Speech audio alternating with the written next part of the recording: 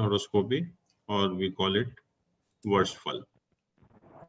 As you have seen that already we used to answer only a particular question. Similarly, in annual horoscopy, we try to make prediction only for 1 year, not for more than 1 year. That is basically meant for making prediction for 1 year only. तो उसको हम आज study करेंगे how we do that actually. Sir एक question था मेरे mind में जो हम कल डिस्कस कर रहे थे उसके रिगार्डिंग। हाँ सर, कल हम बात कर रहे थे स्टॉक मार्केट्स की गेन्स और स्पेकुलेशन की, तो 5th हाउस हम देखते हैं क्योंकि 4th हाउस को पब्लिक मानते हैं। सर मेरा क्वेश्चन ये था कि 4th हाउस को हम पब्लिक क्यों मानते हैं, क्योंकि 4th हाउस तो आवर ओन होम है और प्राइवेट लाइफ है हमारी। एक्चुअली मुंडेन एस्ट्रोलॉजी में 4th house is basically considered, जैसे हम डोमेस्टिक हम घर का कहते हैं, तो that is basically domestic environment, तो दैट इंक्लूड्स पब्लिक और the masses of the country also. तो ये मुंडेन सब्जेक्ट हो जाता है बेसिकली स्पेकुलेशन जो है। तो ये 4th हाउस हमेशा पब्लिक के लिए यूज करते हैं मुंडेन एस्ट्रोलॉजी के अंदर जो है। जब भी हम कंट्री वगैरह की प्रेडिक्शन करते हैं तो उस कंट्री की जनता को हम 4th हाउस से देखते हैं। और अगर पर्सनल हम कुंडली देख रहे हैं और तो आपका ये पर्सनल कुंडली में तो आपका घर हो गया, तो हमारे कंट्री के लिए घर मतलब ये डोमेस्टिक जो भी पब्लिक है पूरी की पूरी जो है। तो सर किसी की पर्सनल कुंडली में कैसे देखेंगे कि उसको स्टॉक मार्केट से फायदा हो सकता है, वो भी 5th हाउस से? हाँ, that we have to see 5th house कि 5th हाउस में का प्लेसमेंट कैसा है उसका। If 5th house is well placed तो नेचुरली फायदा हो सकता है स्पेकुलेशन में। अगर 5th हाउस अफ्लिक्टेड है तो फायदा नहीं होगा। बट सर वो लॉजिक तो वही हो गया ना कि पब्लिक मनी का गेन 5th हाउस हो गया और 4th हाउस पब्लिक मनी हो गया, तो पर्सनल कुंडली में भी फिर वही लॉजिक हो गया, 4th हाउस पब्लिक ही हो गया किसी की पर्सनल कुंडली में। नहीं, अगेन यू आर कंफ्यूजिंग। मतलब जैसे हम लोग अपना खुद का देखा हमने, तो that is your family, your domestic environment. But when we talk of mundane prediction about a country, तो कंट्री की जो हम पब्लिक देखते हैं, जनता देखते हैं, वो हम 4th हाउस से देखते हैं। तो इससे क्या होता है कि ये 5th हाउस जो है सेकंड 4th हाउस सेकंड है फ्रॉम द 4th हाउस, तो that's why it is relevant for the purpose of speculative gains.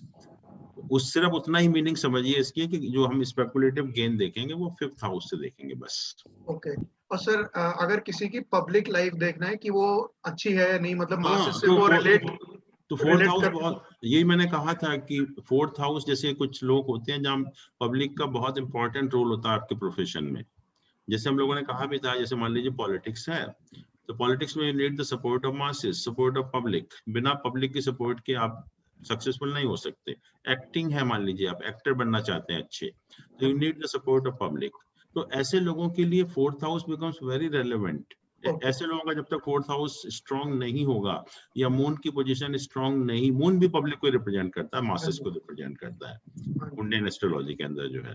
तो 4th हाउस और मून ऐसे लोगों के लिए बहुत इंपॉर्टेंट हो जाता है। आप किसी भी एक्टर का देखिए, सक्सेसफुल एक्टर है, सक्सेसफुल पॉलिटिशियन है, 4th हाउस बहुत स्ट्रांग होगा। सर सैटर्न को भी मासेस से रिलेट करते हैं? Saturn is basically status, your professional status. तो नेचुरली अगर कोई भी आपका प्रोफेशनल स्टेटस अच्छा है तो उसके लिए सैटर्न का प्लेसमेंट होना जरूरी है। मान लो पॉलिटिक्स है, पॉलिटिशियन को अगर अच्छा स्टेटस लेना है, मिनिस्टर वगैरह बनना है या सक्सेसफुल पॉलिटिशियन बनना है, तो सैटर्न तो स्ट्रांग होना बहुत जरूरी है, ये because Saturn is planet of status, not public status. Sir Rahu भी होता है ना सर नेता के लिए, मतलब हाँ, राहु भी पॉलिटिक्स में इंटरेस्ट देता है। That is one of the planet for politics actually. तो चलिए हम now we talk of annual horoscopy और वी कॉल इट वर्षफल, कि एक साल का जो हमें प्रेडिक्शन करना है वो हम कैसे करते हैं। तो annual horoscopy is nothing basically technique of Vedic astrology to examine the event in a particular year. और इसको हम ताजिक सिस्टम भी बोलते हैं, क्योंकि इसमें काफी हम जो ताजिक सिस्टम का भी इस्तेमाल करते हैं, तो इसलिए ताजिक सिस्टम ऑफ एस्ट्रोलॉजी जो अलग एक सिस्टम है पूरा का पूरा, तो उसके बहुत सारे योग हैं, एस्पेक्ट हैं, और भी चीजें हैं, उनको भी हम इसमें कंसिडर करते हैं प्रेडिक्शन करने के लिए। इसको कभी कभी इसलिए ताजिक सिस्टम ऑफ एस्ट्रोलॉजी भी बोलते हैं।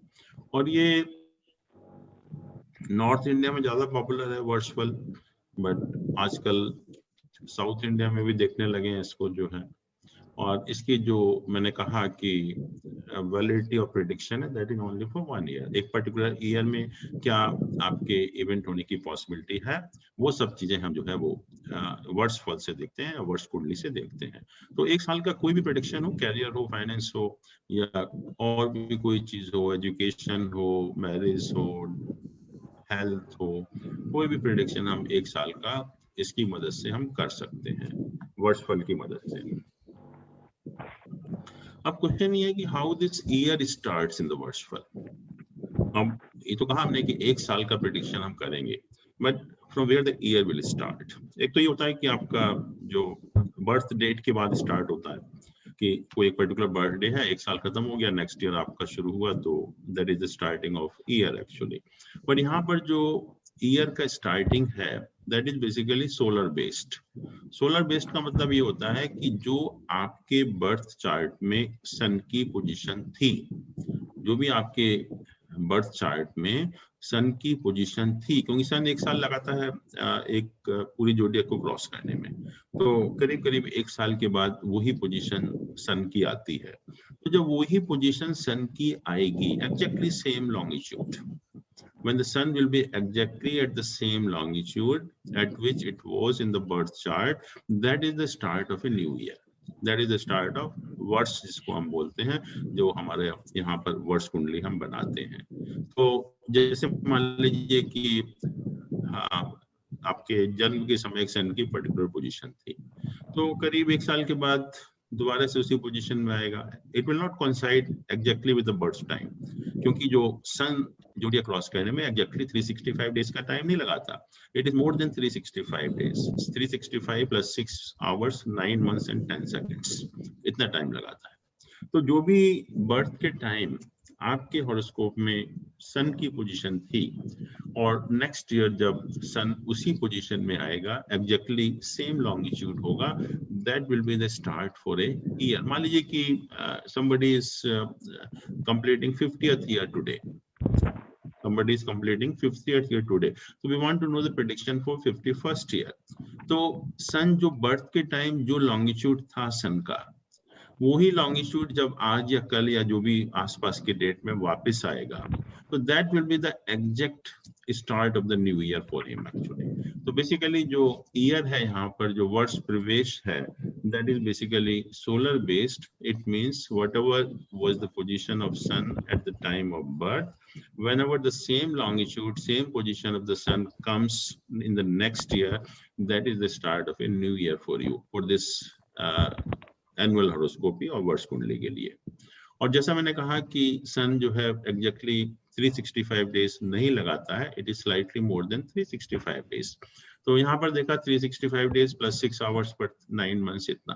तो मान लीजिए कि बर्थ आपका एक पर्टिकुलर डेट में हुआ, एक कोई भी लग्न था उस टाइम, तो नेक्स्ट ईयर जो लग्न होगा वो कब होगा? 6 घंटे के बाद जो वर्ष स्टार्ट होगा, that will be after 6 hours. और 6 आवर्स में करीब 3 या 4 लग्न जो है वो आगे बढ़ जाएगा। तो जो भी बर्थ के टाइम आपका जो लग्न था, नेक्स्ट ईयर का जो डिफरेंस आएगा, दैट विल बी अबाउट 3-4 लग्नास, क्योंकि 6 आवर्स एंड फ्यू मिनट्स का डिफरेंस है। तो ये जो वर्ष प्रवेश होता है, ये बिल्कुल एग्जैक्टली जो आपका बर्थ है उससे कोइंसाइड नहीं करेगा, उससे थोड़ा सा आगे होगा, क्योंकि जो सन है वो it takes more than 365 days to cross the zodiac. तो इसको आप बिल्कुल डेट ऑफ, हाँ sir this example can you show chart? करेंगे अभी, we will come to that. Okay, बहुत सारे एग्जांपल करेंगे हम लोग।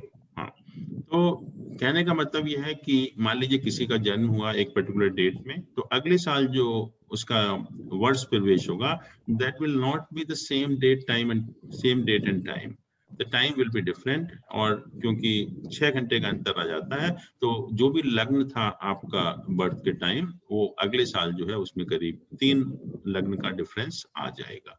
तो ये एग्जैक्टली जो है बर्थ टाइम से कोइंसाइड नहीं करेगा, बट हमें जो सन की पोजीशन है वो देखनी है कि सन जब नेक्स्ट ईयर में उसी लॉन्गिट्यूड पर आएगा, that is basically the start of the new year for this purpose और फॉर दिस वर्ष कुंडली। और इसीलिए हम इसको कहते हैं सोलर रिटर्न। सोलर रिटर्न का मतलब